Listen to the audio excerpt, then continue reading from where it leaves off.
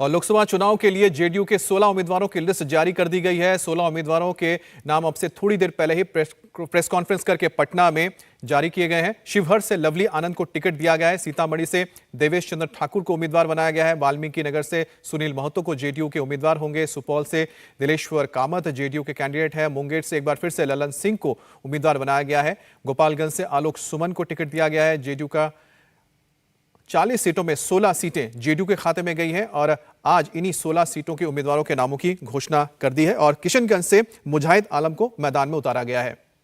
अब बीएसपी ने भी अपने 16 उम्मीदवारों की लिस्ट जारी कर दी है। तो एक तरफ से जहां पर हमने बताया कि जेडीयू की ओर से लिस्ट जारी की गई है, उसी तरह से बीएसपी ने भी अपने 16 कैंडिडेट्स के नाम जारी कर दिए हैं। पहली लिस्ट आई है बीएसपी की, जिसका लंबे वक्त से इंतजार किया जा रहा था। सहारनपुर से माजिद अली चुनावी मैदान में होंगे। बीएसपी ने अपने 16 उम्मीदवार जो उतारे हैं उसमें सहारनपुर से माजिद अली को टिकट दिया गया है। सहारनपुर बीएसपी का एक काफी स्ट्रांग बेस माना जाता है, जहां से एक बार फिर से एक मुस्लिम प्रत्याशी को उतारा गया है और माना जा रहा है कि यहां से एक बार फिर से टक्कर होगी बीजेपी, इसके अलावा कांग्रेस और साथ ही अब बीएसपी, यानी तीन यहां पर त्रिकोणीय मुकाबला देखने को मिलेगा। और इमरान मसूद को माना जा रहा है कि कांग्रेस का उम्मीदवार बनाया जा सकता है सहारनपुर से। और बीजेपी की ओर से राघव लखन पाल का नाम अभी चर्चाओं में है, जो विधायक भी रह चुके हैं सहारनपुर से। तो सहारनपुर की जो सीट है काफी इंटरेस्टिंग रहने जा रही है। कैराना से शिवपाल सिंह को कैंडिडेट बनाया गया है। तो बीएसपी के 16 उम्मीदवारों में से 7 जो हैं वो मुस्लिम उम्मीदवार मैदान में उतारे गए हैं। 2019 के चुनाव में बीएसपी के खाते में 10 सीटें आई थी, लेकिन उस वक्त बीएसपी और सपा ने साथ मिलकर चुनाव लड़ा था। इस बार देखना है कि बीएसपी अकेले चुनाव लड़ रही है तो आखिरकार कितने खाते इनके खुलते हैं। 16 उम्मीदवारों में से 7 मुस्लिम कैंडिडेट्स रखे गए हैं, जिसमें बागपत से प्रवीण बंसल को टिकट दिया गया है बीएसपी की ओर से।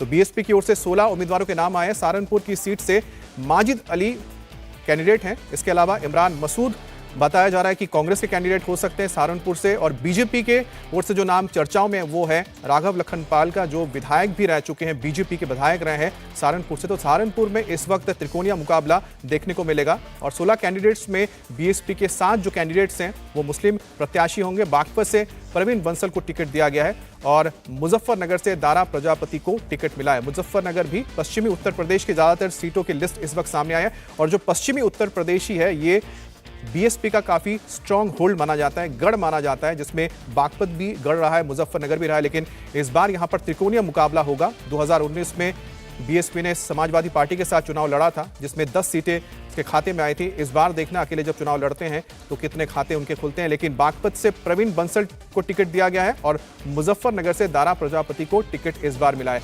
दूसरी इंटरेस्टिंग बात यह है कि पश्चिमी उत्तर प्रदेश में बीजेपी और आरएलडी का यहां पर गठबंधन है, जहां पर जाट समुदाय बहुतायत में होती है, कई सीटों पर उनका काफी असर पड़ता है। तो ऐसे में बीजेपी यहां बहुत स्ट्रांग मानी जा रही है।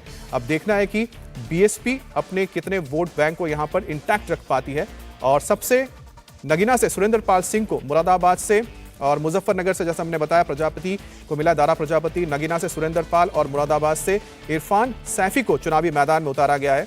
और ये 16 प्रत्याशियों के नाम इस वक्त हम आपको दिखा रहे हैं। नगीना से सुरेंद्र पाल सिंह, मुरादाबाद से इरफान सैफी हैं और मुजफ्फरनगर से दारा प्रजापति और बिजनौर से विजेंद्र सिंह को चुनावी मैदान में उतारा गया है।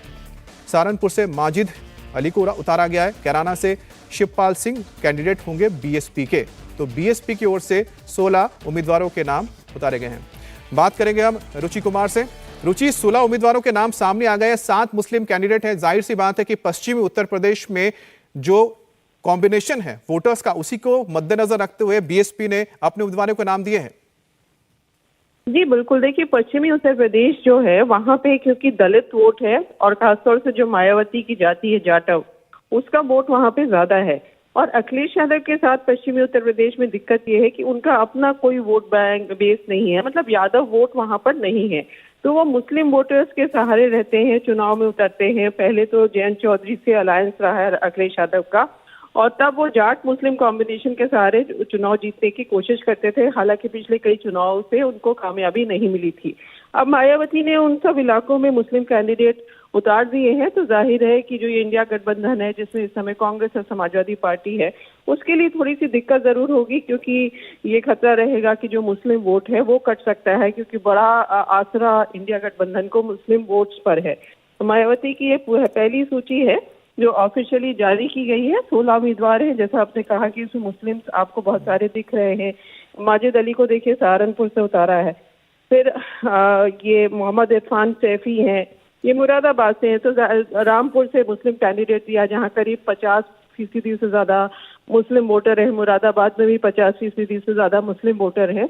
तो मायावती ने काफी वैसे कैंडिडेट्स उतारे हैं कि जिससे इंडिया गठबंधन को नुकसान हो सकता है। लेकिन ये भी कहा जा रहा है कि जो मुसलमान वोट है वो 2022 में हमने देखा कि वो पूरी तरह से समाजवादी पार्टी को एकमुश्त किया। चाहे मायावती ने मुस्लिम कैंडिडेट उतारे थे तब भी उसका फायदा मायावती को नहीं हुआ।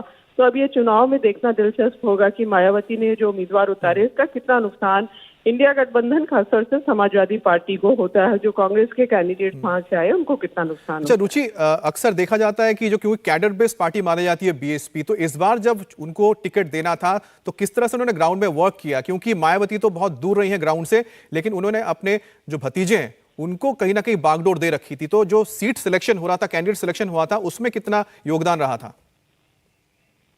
देखिए, जो बीएसपी को हम देख रहे हैं पिछले कुछ सालों से 2019 के लोकसभा चुनाव में जरूर समाजवादी पार्टी से अलायंस हुआ था, लेकिन बीएसपी उस तरह से चुनाव अब नहीं लड़ती जैसे पहले लड़ा जाता था काशीराम के जमाने में, या जैसे मायावती की सरकार बहुमत की 2007 में आई, जब बहुत जबरदस्त तैयारियां होती थी। जो बीएसपी का काडर था वो गांव-गांव जाता था, लोगों से बात करता था, उनके पास बैठता था, माहौल पूछता था, कौन कैंडिडेट अच्छा कर रहा है, ये सब जानकारी लेता था। और एक तरह का उनको ये निर्देश था कि अगर किसी भी गांव में जाओ, कोई शादी में जाओ, कोई फेस्टिवल में जाओ तो थोड़ा पहले चले जाओ और वहाँ माहौल पता करो कि कैसा माहौल है। वो चीज अब नहीं है।